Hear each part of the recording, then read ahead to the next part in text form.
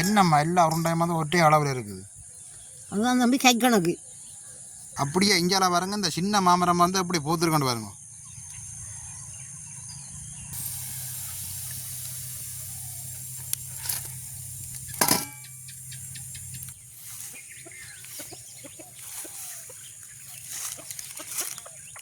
ஆமாம், இன்றைக்கு வந்து என்ன சமையல்? சமையல் சொல்கிறத விட சிற்றுண்டி தான் சொல்ல வேணும். நாங்கள் இன்றைக்கு டியூஷன் தான் கிட போகிறோம். அதை நாங்கள் ஃபயர்லாம் கிட போகிறோம். அதை விட நல்ல கிளைமேட் இன்றைக்கு நம்ம நல்ல மப்பு மந்தாரமாக இருக்கணும். வெயில் இல்லை. இன்றைக்கு வந்து எங்களை தோட்டத்திலே நிற்கிறோம். வெயில் இல்லாதபடி நாங்கள் தோட்டத்தில் நிற்கிறோம். அதுக்கு வந்து நாங்கள் 1/2 கிலோ ஃபயர் எடுத்து ஊற போட்டு வச்சிருக்கிறோம். ஒரு 4 மணித்தியாலம் ஊறினா காணும். பயிர் கொஞ்சம் ஊற வேணும். பாருங்க, ஊறினபடியே தான் இப்படி பெரிய பெரிய பயிராக இருக்குது. ஊற வச்சா தான் அவிச்சு எடுக்கலாம். அதோட நாங்கள் தேவையான அளவில் தேங்காய் போட்டு வச்சிருக்கிறோம்.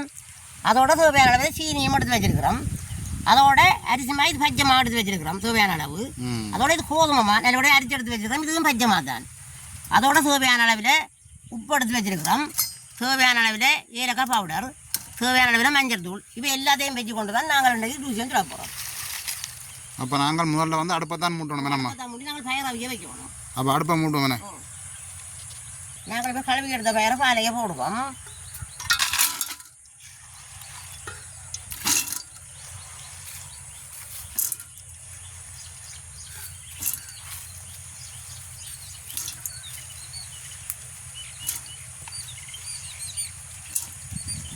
இதோட வந்து அளவான உப்பும் சேர்ப்போம். உப்பு கணக்காக சேர்க்க தேவையில்லை. இனிப்பு போடுறபடியாக அளவாக போடுவோம். கணக்கு போட்டால் கைக்கும். இதோட வந்து நாங்கள் அளவான தண்ணியும் சேர்த்துக்கொள்வோம்.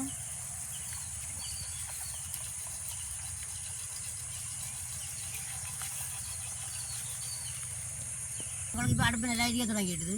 நாங்கள் பயிரை அவிய வைப்போம். அவியடிவோம்.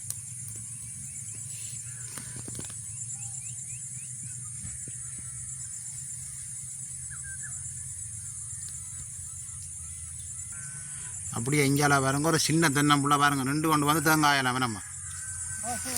இது 4 பேர் சமைப்போம். இதில் வந்து தேங்காய் எல்லாம் இருக்குது. நாங்கள் தேவைக்கேற்ற மாதிரி பிடிங்கி கொள்ளலாம்.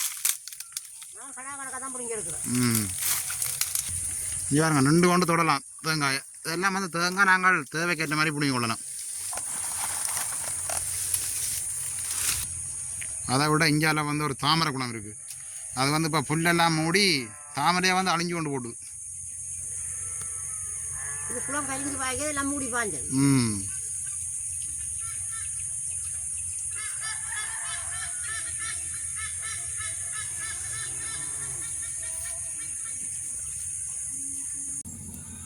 இப்போ வந்து பார்த்தீங்கன்னா பயிர் வந்து அவிஞ்சு கொண்டிருக்கு பாருங்க.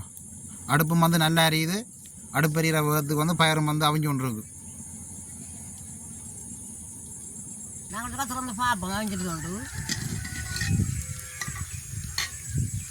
அவிஞ்சிருக்கணும். அவிஞ்சிருக்கும். அதனால் எடுத்து பார்ப்போம்.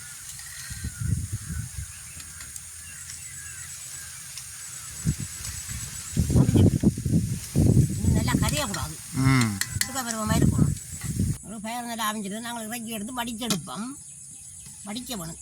நீங்கள் வடித்தா தான் நாங்கள் இடிக்கலாம். வடிச்செடுத்த பயிர் ஒரு 5 நிமிஷம் அடுப்பில் வச்சா அந்த தண்ணி பிடிக்கலாம் பற்றிடும். நாங்கள் நீரை எடுப்போம். தண்ணி பிடிக்கலாம் பற்றிட்டு. அதை விட முக்கியமாக சொல்லணும், இந்த பயிர் அவிச்ச தண்ணியை வந்து குடிக்கணும். வேணாமா, அதை ஊற்றக்கூடாது. கிட்டத்துக்கெல்லாம் நல்லது. அது கொஞ்சம் உப்பையும் விட்டுட்டு நாங்கள் குடிக்கலாம். கட்டாயம் வந்து அப்பா சொல்லி விடுவார், இந்த தண்ணியை வந்து ஊற்ற வேணாம், திருப்பி கொண்டாந்தாங்க தான் குடிக்கிறது கண்டு. அப்போ பச்சை பயிரை நாங்கள் நல்லபடியாக மிக்சியில் அடித்து போட்டு கொடுத்தாலும் அதை கொஞ்சம் இனிப்பை போட்டு அதை சாப்பிடுவேன். பச்சை பயிராக கிட்டத்துக்கு நல்லது. அப்போ நாங்கள் பயிரை வந்து ஆற விடுவோம் கொஞ்சத்துக்குன்னு. கொஞ்சம் ஆறு பயிர் வந்து ஆறிடுதுங்களுக்கு நாங்கள் அதை இடிச்சு எடுப்போம். இன்றைக்கு உரலில் தான் இடிச்சு எடுக்க போகிறோம். உரல் அடித்தா தான் நல்லது.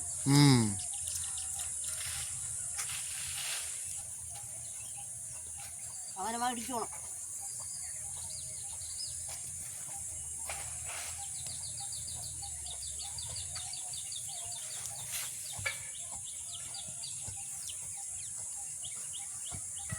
பாருங்க ரொம்ப இடிவிட வேண்டும்.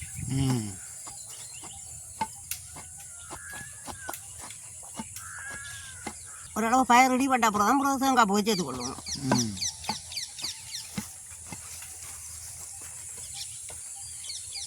கவுப்பீரையும் செய்யலாம். தூசி கவுப்பீரை கொண்ட கடையில் அதை விட தானியங்கள் வந்து கட்டாயம் சாப்பிடணும். கட்டாயம் சாப்பிடணும், முக்கியம் தானியம்.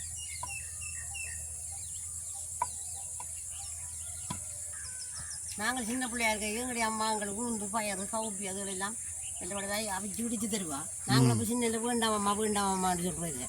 இப்போ தான் அது வந்து அருமையாக எங்களுக்கு விளங்கிச்சுது.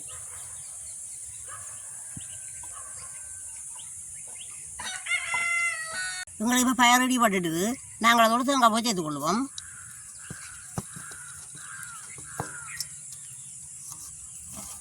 அதோட வந்து நாங்கள் அளவான சீனியையும் சேர்த்து கொள்ளுவோம்.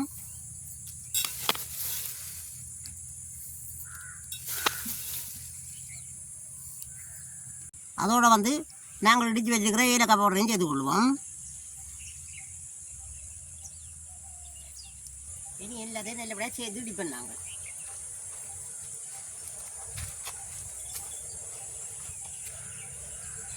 இப்போதான் இடிக்க கொஞ்சம் கஷ்டமாக இருக்குது.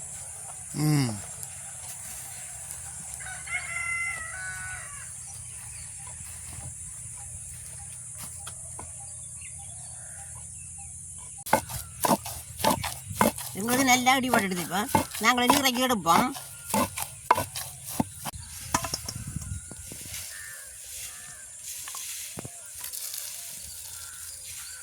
காரம் மேலே ஒவ்வொரு நாளும் சின்ன சின்ன உருண்டை சாப்பிட்டு கொண்டு வந்தா ஒரு ஃபஸ்ட் பால் டீயும் குடிச்சு பயருக்கு ஒப்பி ஒன்று அதில் அடிச்சு ஒரு உருண்டை சாப்பிட்டு கொண்டு வரணும். சின்ன பிள்ளைகளை கட்டாயம் கொடுப்போம்.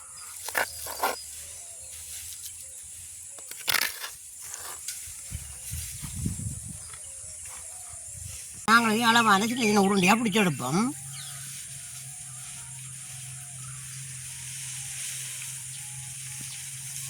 அளவுக்கு ஏற்ற மாதிரி பிடிச்சிக்கணும். நாங்கள் பெருசாக வேணுமெண்டா பெருசாக பிடிக்கணும், சின்ன வேணுமெண்டா சின்ன பிடிக்கணும்.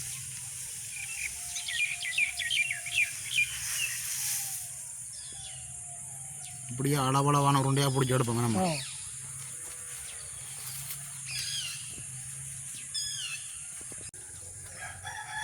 என்னம்மா எல்லா உருண்டையும் வந்து ஒரே அளவில் இருக்குது.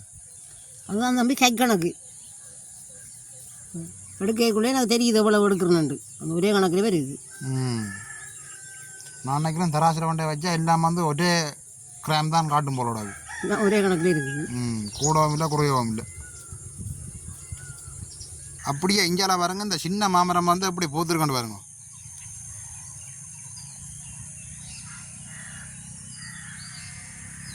பூவை பாருங்கள், பூவை பார்க்க நல்ல ஆசையாக இருக்குங்க. எப்படி இருக்கண்டு பாருங்க பூ.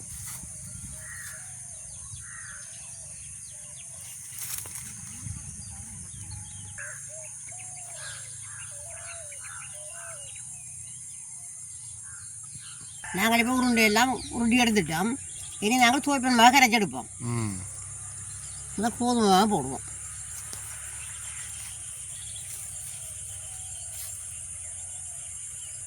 அதோட அரிசி மாவையும் சேர்த்து கொள்வோம். அரிசி மாவு கொஞ்சம் போட்டால் தான் நல்ல முறுமுறுப்பாக இருக்கும்.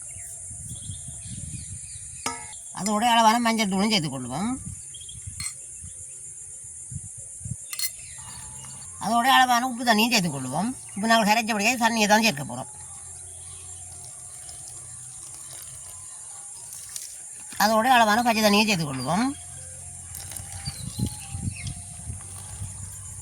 வடிவாக கரைச்சி எடுப்போம். கையெல்லாம் கரைக்குவோம். அப்போ நம்ம கட்டி போடாமல் கரைச்சி எடுக்கணும். படப்படப்பா நாங்கள் தண்ணியை சேர்த்து கொள்ளலாம். இந்த பாதத்தெலாம் கரைச்சி எடுக்கணும். தோசைக்கு நாங்கள் எப்படி கரைக்கிறோமோ அந்த பாதத்தில் கரைச்சிட்டு தான் சரி. அப்போ நாங்கள் சட்டி அடுப்பில் வைப்போம் வேணுமா? சட்டி அடுப்பில் வைக்கலாம். கொஞ்சம் காற்றா கிடக்குது, அடுப்பு நல்லா இருக்குது, நாங்கள் சட்டியை வைப்போம். மழைக்குளமாக விடுது, காற்று மாட்டேங்குது. இதை விட இரவுக்கு மழை பெய்தாலும் பெய்யும் போது காற்று தாங்க சுழண்டு அடிக்குது. எங்களுக்கு இப்போ சட்டி சூடறிடுது. நாங்கள் அளவான எண்ணெயை விட்டு கொள்ளுவோம்.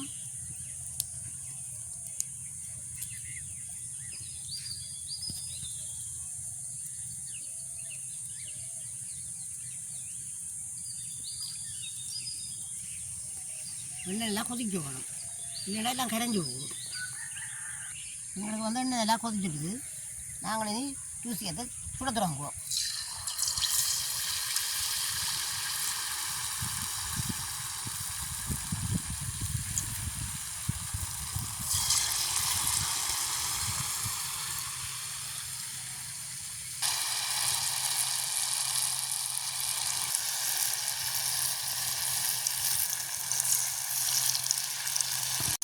மெதுவாக தட்டி விடுவோம். அந்த பக்கம் அவியட்டும். எங்களுக்கு வந்து கன நேரம் அவிய தேவையில்லையாம்மா. ஏற்கனவே நாங்கள் பயிரை வந்து அவிச்சு தான் எடுத்துனாங்க. ஓ, அந்த முடி மாவிஞ்சா சரி.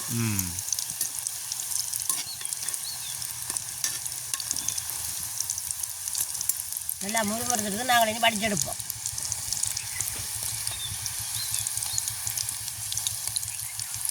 உங்களோட தான் எடுக்கும் உங்களோடது.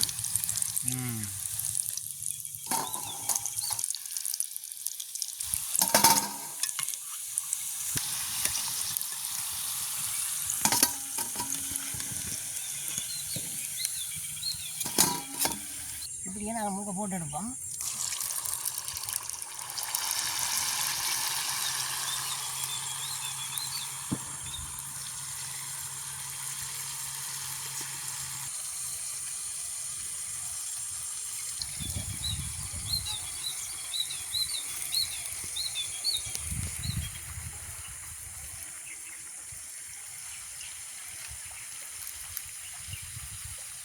இஞ்சால பாருங்க, வயலுக்கு வந்து கோழி வந்து நெல்லி சாப்பிட்டு கொண்டிருக்கு.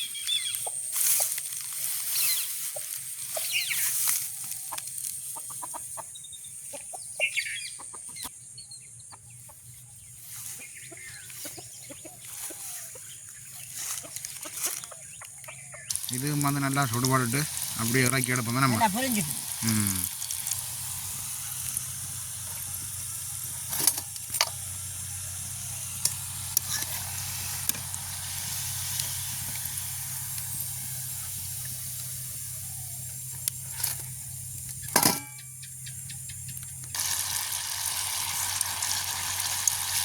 அப்படியே இஞ்சாரா பாருங்க, சூசியம் வந்து எப்படி இருக்கான்னு பாருங்க. சுட சுட காலி ஆயிரும் போலடாக்கு. இப்போ பார்த்தீங்கன்னா அம்மா வந்து சுட்டு கொண்டிருக்கிறா. ஓரளவுக்கு வந்து இப்போ ஒரு முடிகிற கட்டம் வேணாம்மா. அதை விட நான் வந்து மாடு பார்க்க போன நேரத்துக்கு பொழுது விட்டு கொண்டு வரபடியா இப்போ நாங்கள் வந்து சுட்டுட்டு அம்மா கொஞ்சம் சுட்டுட்டா நாங்கள் அதை சாப்பிட்டு பார்ப்போம் எப்படி இருக்கணும். அதோட வந்து டீ எடுத்து கொண்டு வந்துருக்கிறோம், சாப்பிடுவோம். நல்ல பஞ்சு ஒரே இருக்க மாமாத்து. அதான் ரெண்டும் அவங்க வந்தபடியாக தான் அப்படி இருக்கு. தனியாக கோதுமை மாவோட கொஞ்சம் கப்பாக இருக்கும், சாப்பிட கொஞ்சம் ஒரு மாதிரி இருக்கும். இது ரெண்டு மாங்கலம் தான் கொஞ்சம் சுட்டாக இருக்கு. டீயோட சாப்பிட நல்ல சுவையாக இருக்கும்மா. சாப்பிடுவோம் சாப்பிடுவோம்,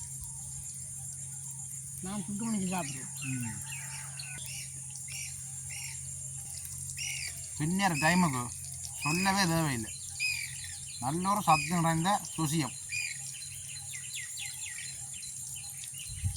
எண்ணெயே பிடிக்கல, எண்ணெய் எவ்வளோ அப்படியே இருக்குது. கொஞ்சம் விட்டு பார்த்தா தெரியும். கரைச்சிட்டு எண்ணெய் விட்டுறாங்க.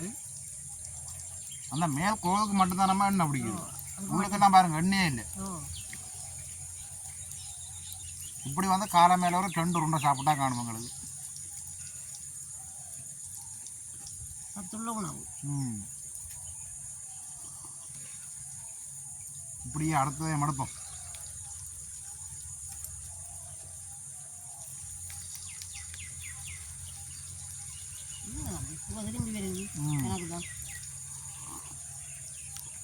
இந்த காற்று வந்து மாறி மாறி அடிச்சு கொண்டிருக்கு. இந்த மழை குணத்துக்கு காற்று வந்து அப்படியே ரொட்டேஷன்லாம் சுற்றி சுற்றி அடிச்சு கொண்டிருக்கு. இப்படி லைட்டாக வந்து சுடுவது ஊதி தான் சாப்பிடுவோம். கீழே இருக்கும் மேலே இப்படி போட்டேன். சரி, நம்ம எந்த வேலை முடிஞ்சது.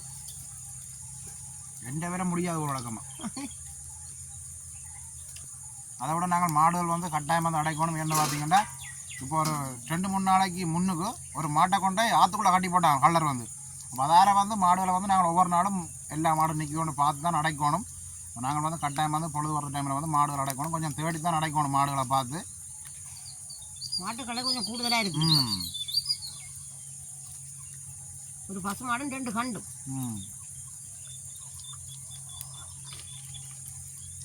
நாங்கள் காடையிலேருந்து தேடிக்கொண்டு போக அதுக்கு கட்டி நிற்குது. அப்போ கொஞ்சம் பொழுது வழக்கம் முன்னுக்கு வலிக்கிட்டோம் தான் மாடுகள் அங்கே நிற்கன்னு தெரியும். அப்போ தான் நாங்கள் பட்டிக்கு சார்ஜ் கொண்டு வந்து அடைக்கலாம். நீங்களும் வந்து நேரம் கிடைக்கிற நேரம் இப்படி வந்து ஒரு சத்தான கவுப்பியில் பயரில் மட்டும்தான் சூசியாக சுடலாம்னு நினைக்கிறாங்க. கவுப்பியில் சுடலாம், கடலையில் சுடலாம். நல்ல சத்தான தானியம் எல்லாமே வந்து உடம்பு கட்டாயம் வந்து தேவையான ஒரு பொருள். நீங்களும் வந்து ஒரு நேரம் கிடைக்கிற நேரங்களில் ஏற்கனவே நாங்கள் மரவள்ளிக்கிழமை சுட்டுருக்குறோம். நல்ல ஒரு சுவையாக இருக்கும். நீங்களும் வந்து நேரம் கிடைக்கிற நேரங்களில் உங்களுக்கு எது கிடைக்குதோ அதில் வந்து கட்டாயம் வந்து சுட்டு சாப்பிட்டு பார்த்துட்டு எங்களுக்கு சொல்லுங்க. அப்போ நாங்கள் இந்த வீடியோவோட முடிச்சு கொள்வோம். வேணாம்மா, மீண்டும் ஒரு அடுத்த நாளில் சந்திப்போம். பாய் பாய்.